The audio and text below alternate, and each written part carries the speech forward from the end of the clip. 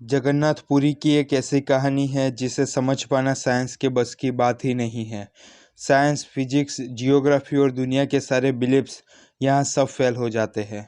हिंदू मान्यताओं में 4 धाम होते हैं: बद्रीनाथ धाम, द्वारकाधीश धाम, रामेश्वरम और जगन्नाथपुरी। और यह कहानी है जगन्नाथपुरी की, जहाँ आज भी श्री कृष्ण का दिल धड़कता है।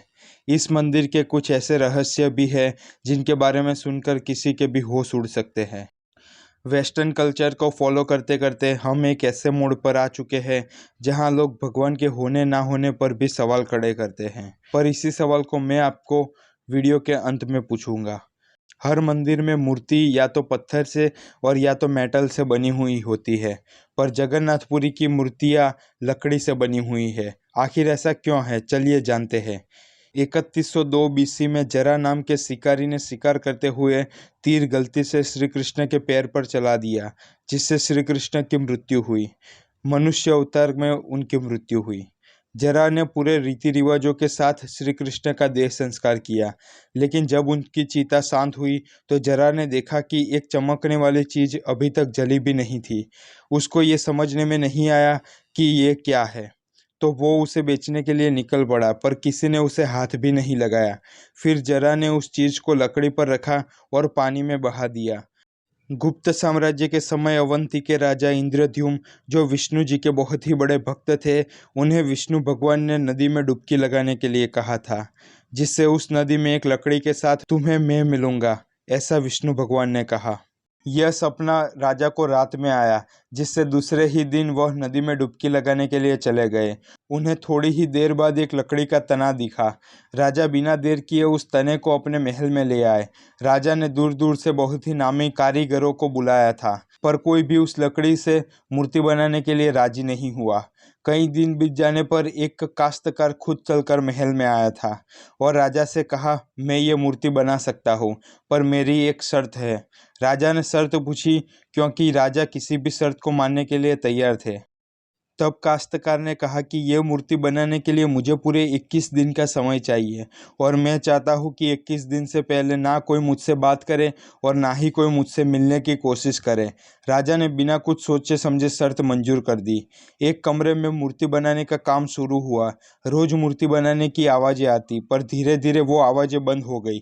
अवंती की रानी को लगा भूख प्यास से काश्तकार मर चुका है, इसलिए रानी ने दरवाजे को खोलने की जिद कर दी, जिससे राजा उनकी बात मान पड़े। दरवाजा खुलते ही काश्तकार गायब हो गया और वहां 3 मूर्तियां बनी हुई थी: भगवान जगन्नाथ, उनके भाई बलभद्र और बहन सुभद्रा जी। और उसी भगवान जगन्नाथ की मूर्ति में वह चमकती चीज भी रखी गई थी, जो कि कुछ और नहीं बल्कि स्वयं भगवान श्री कृष्ण का हृदय था। ये कोई साधारण हृदय नहीं था, वो एनर्जी ट्रांसमिट कर रहा था। और हमने ये पढ़ा ही है कि मेटल और स्टोन एक अच्छे कंडक्टर होते हैं इलेक्ट्रिसिटी के, और वही लकड़ी इलेक्ट्रिसिटी को पास नहीं होने देती। इसलिए भगवान की मूर्तियाँ लकड़ी से बनी हुई है। सिर्फ यही नहीं, हर 12 साल में भगवान की मूर्तियाँ भी नई स्थापित की जाती है और भगवान के दिल को उस मूर्ति में शिफ्ट किया जाता है, क्योंकि जो एनर्जी उस हृदय से निकलती है वो लकड़ी को धीरे धीरे खराब करने लगती है, इसलिए इसे बदलने की ज़रूरत पड़ती है। पर इसे बदलने का प्रोसेस भी इसी तरह थोड़ा अनोखा है। हर 12 साल में एक दिन ऐसा होता है जब पूरे शहर की लाइटें काट दी जाती है।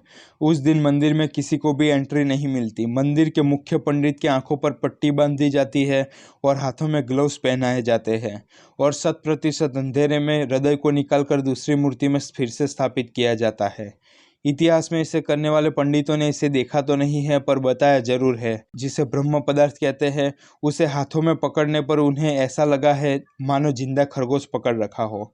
माना तो ये भी जाता है कि किसी ने अगर ब्रह्म पदार्थ को खुली आंखों से देख लिया तो उसकी मौत वहीं निश्चित है। इस मंदिर के ध्वज का भी एक अनोखा किस्सा है, जो साइंस के कीड़ों के लिए ना मानने के बराबर होगा, क्योंकि ये साइंस के लॉ के बिल्कुल ही विपरीत होता है। जैसे कि हमें पता है कि जिस डायरेक्शन में हवा चलती है, पतंग भी उसी डायरेक्शन में उड़ती है, और झंडा भी उसी दिशा में फरकना चाहिए था। पर जगन्नाथपुरी के ध्वज की भी कुछ अलग ही कहानी है। यह हवा के बिल्कुल ही विपरीत डायरेक्शन में उड़ता है। क्यों और कैसे, ये आज तक किसी को समझ नहीं आया। इसके साथ ही इसकी एक और ख़ास बात भी है, इस झंडे को रोज़ बदलना पड़ता है।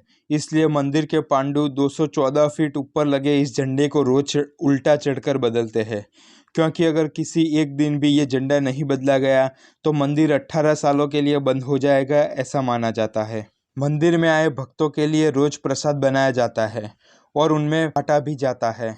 मंदिर में होने वाली हर एक घटना में कहीं ना कहीं भगवान की लीला छुपी हुई है। यहाँ हर रोज 500 लोगों के लिए प्रसाद बनाया जाता है, पर कभी कभी भक्तों की संख्या हजारों में भी पहुँच जाती है।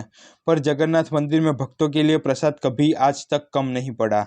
ऐसा कहा जाता है कि जगन्नाथ मंदिर में आज तक अन्न का एक दाना भी ना कम पड़ा है और ना ही अन्न का व्यर्थ होता है। और ऐसा एस्टिमेशन लगाना इंसानों के बस की तो बात ही नहीं है। और यह बात यहीं ख़त्म नहीं होती। यह बात तो हुई प्रसाद को बांटने के लिए, अब बात है प्रसाद बनाने की। लकड़ी की आग पे एक के ऊपर एक ऐसा करके 7 मिट्टी के बर्तनों को रखा जाता है और उसमें प्रसाद बनाया जाता है। साइंस के मुताबिक तो सबसे पहले सबसे नीचे वाले बर्तन में प्रसाद पकना चाहिए था, पर पुरी के जगन्नाथ मंदिर में साइंस और लॉजिक नहीं चलते, वहाँ तो सिर्फ भगवान की लीला चलती है।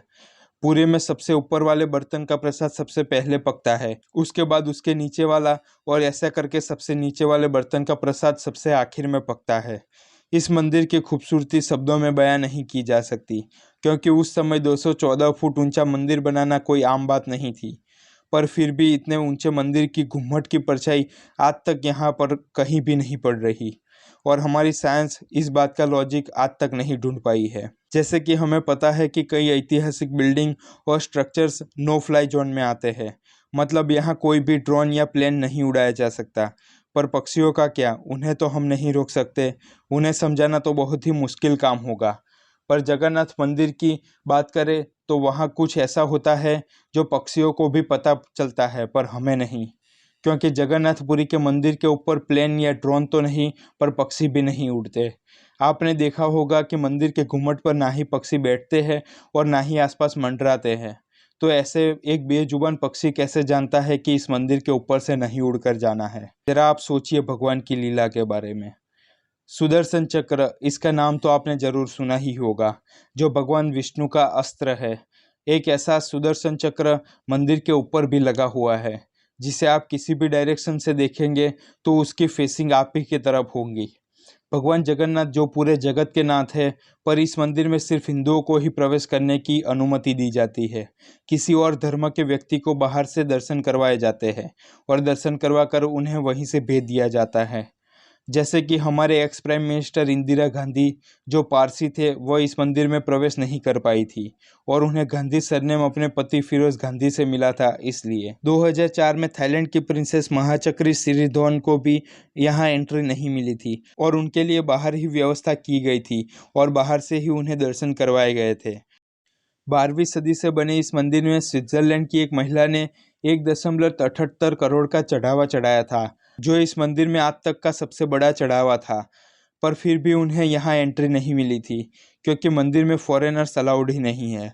हमारे ही धर्म की ऐसी कितनी ही बातें हैं जिसे हम सब जानते तक नहीं है, और आंखें बंद कर कर किसी भी कल्चर और ट्रेंड को फॉलो करने लग जाते हैं। पर हम भूल गए हैं कि हम एक ऐसे धर्म से जुड़े हुए हैं जिसने दुनिया में संस्कृति, परंपरा, सभ्यता और संस्कार को जिंदा रखा हुआ है। यही सनातन धर्म है और हमें इसे फिर से जिंदा करना है। तो दोस्तों, आपको जगन्नाथपुरी का यह वीडियो कैसा लगा कमेंट करके ज़रूर बताएं और लाइक और शेयर करना ना भूलें। नीचे दिए गए सब्सक्राइब बटन दबाकर सब्सक्राइब करना भी ना भूलें।